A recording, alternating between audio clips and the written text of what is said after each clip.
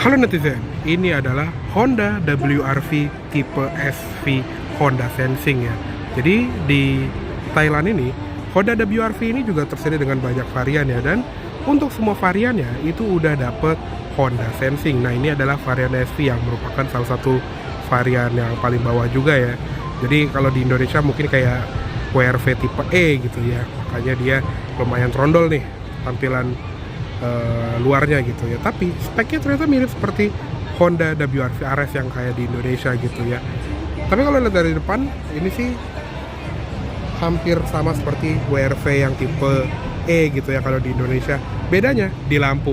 Jadi kalau di Indonesia WRV tipe E kan dia nggak dapat lampu LED ya, yang dapat tuh cuma tipe RS gitu. Dan lampu ini persis kayak tipe RS gitu.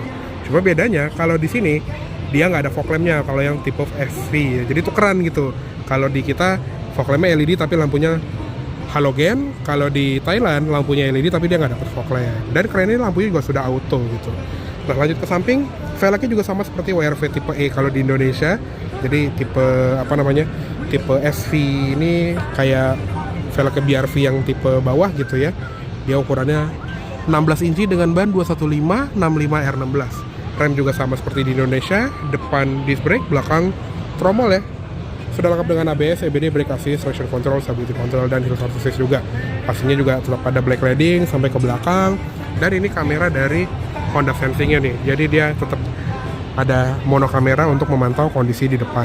Stereo juga tetap sama, dia ada body color di atas dengan lampu sen LED. Terus untuk di door handle juga sudah smart key sama persis.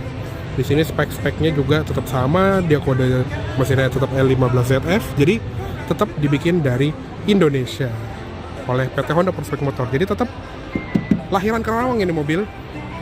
Oke, lanjut ke belakangnya, ini juga sama persis seperti WRV yang tipe E ya, jadi lampu sama, terus dia juga nggak ada yang sporty-sportyan kayak di varian RS gitu ya.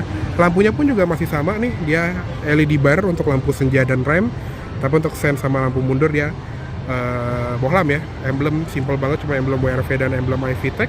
Tapi dia kerennya ada defogger kaca belakang. Jadi ini yang kita belum punya ya. Dan wiper tetap ada, spoiler dengan Hammer lamp juga tetap ada, di atas juga tetap ada antena Sharvin gitu ya. Nah di bawah juga nggak ada sensor parkir, cuma ada kamera mundur doang di atas plat nomor. Untuk bagasinya kita ngintip yuk. Dia tetap pakai tombol bukanya tapi tetap diangkat manual dan kurang lebih tetap sama ya seperti yang di Indonesia. Tetap ada lampu bagasi, pelipatan jok juga tetap 60-40, dan di bagian bawah lantai bagasi juga ada ban serep velg kaleng. Jadi kurang lebih sama ya. Terus yuk kita tutup aja. Oke, sekarang kita lihat ke ruang mesinnya dari Honda WRV tipe SV ya. Jadi untuk mesin sih sama seperti di Indonesia ya, 1500 cc 4 silinder dengan kode L15ZF, dan sekarang dia DOHC ya. Untuk tenaganya juga masih 121 PS dengan torsi 145 Nm. Dan sama juga seperti di Indonesia, di sini transmisinya CVT ke roda depan. Untuk roda mesin juga ya sama aja ya, karena bikinan Karawang juga. Cupnya juga udah ada peredam dan suara nutupnya juga sama. Oke, sekarang kita lihat ke kabin dalamnya. Seperti ini harganya 799.000 baht. 3 kali 475 perak dah itu ketemu harganya. Nah, dashboard ini juga mirip ya seperti WRV yang di Indonesia, joknya juga sama. Cuma bedanya kalau di tipe SV ini yang di Thailand kayaknya dia lebih banyak kulitnya ya. Kalau di Indonesia kayaknya fabric. Tapi sama jahitannya itu biru karena dia non RS ya. Dia ada head adjuster juga, ada recline juga, ada sliding juga. Oke, yuk kita masuk. Dan untuk di interior ini juga sama. Ini kita tutup dulu deh. Kita matiin aja lampu senjanya biar nggak berisik. Nah, bedanya kalau di sini dia tuh speknya mirip seperti RS ya. Setir kulit dengan pengaturan yang cuma tilt juga sama seperti di Indonesia gitu ya. Tapi dia tombol audionya juga tetap ada. Di sebelah kiri ada Bluetooth teleponi dan voice command. Yang beda, dia ada cruise control adaptif ya. Jadi bener-bener spek Honda Sensing gitu. Dia ada buat milih jaraknya, ada lane keeping assist juga, dan untuk pengaturan MID-nya di sini. Juga ada auto ya di sini, tapi belum ada switch fog lamp. Dia juga ada switch wiper, dan instrument clusternya juga persis kayak di Honda BRV ya. karena dia aksennya putih. Kalau yang RS kan dia aksennya merah. Tapi sama nih lagi nggak ada kuncinya, jadi kita nggak bisa akses. Dia juga udah ada engine start button, bisa dibuka tutup ventilasi AC, ada buat pengaturan ADAS, dan ada untuk stability control. Di bagian sini ada tuas untuk membuka kap dan kap mesin. Untuk pedalnya juga masih sama seperti di Indonesia, dia belum organ pedal ya, dan di sebelah kiri juga ada footrest. Untuk di bagian door trim ini juga sama, dia plastik, yang soft touch cuma di bagian sini aja. Di sini nggak ada soft touchnya, dan handle-nya juga silver. Pengaturan spion di sini juga cukup lengkap, bisa dilipat secara elektrik, dan ada central lock sama window lock. Auto up down juga cuma di sisi pengemudi doang. Sun visor ini juga ada cerminnya, tapi kayak tipis gitu ya bahannya, dan ada spion tengah manual dimming. Lampu tengah ini juga masih bohlam. Yang sebelah kiri juga sama, ada cerminnya.